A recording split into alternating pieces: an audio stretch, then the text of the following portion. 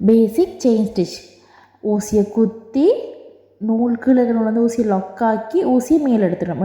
Lock வந்து மேலே joint ஆகிடும். ஜாயின் ஆன பிறகு ஊசியை குத்தி கீழே நூல் வந்து பாருங்கள், இதே மாதிரி ஊசி அரைவட்டம் சுற்றும். சுற்றி ஊசி மேலே வந்து திருப்பி வரும். திரும்ப குத்தி அரைவட்டம் சுற்றி ஊசி மேலே வந்து ரொட்டேட் ஆகி வரும். ஒவ்வொரு தரம் ஊசி நாங்கள் ஃபேப்ரிக்கில் குத்தும் போதும் கீழே நூல் வந்து அரைவட்டம் ஊசியை சுற்றணும். சுற்றினத்தான் வந்து ஊசி மேலே வரும். திரும்ப குத்தி அரைவட்டம் சுற்றி ஊசியை மேலே எடுத்து ரொட்டேட் ஆகி வரும். குத்தி அரைவட்டம் சுற்றி ஊசி மேலே வந்து ரொட்டேட் ஆகி வரணும்.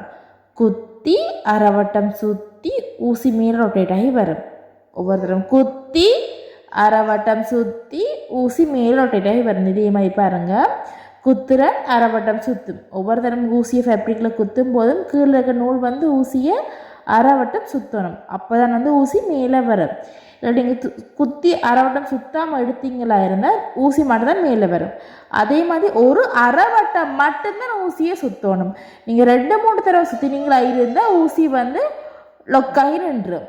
அப்போ நீங்கள் ஒவ்வொரு தடவை குத்தும் போது ஒவ்வொரு தடவைக்கு அரைவட்டம் மட்டும் ஊசி சுற்றணும். அப்போ தான் ஊசி சிக்கடிக்காமல் நூலும் சிக்கடிக்காமல் ஊசி மேலே வரும். நீங்கள் 2-3 சுற்றினீங்களா இருந்தால் நூல் வந்து சிக்கடிச்சிடும். எனவே ஃபஸ்ட்டு ஊசி குத்தும் போது அரைவட்டம் தான் சுற்றணும் ஊசியை.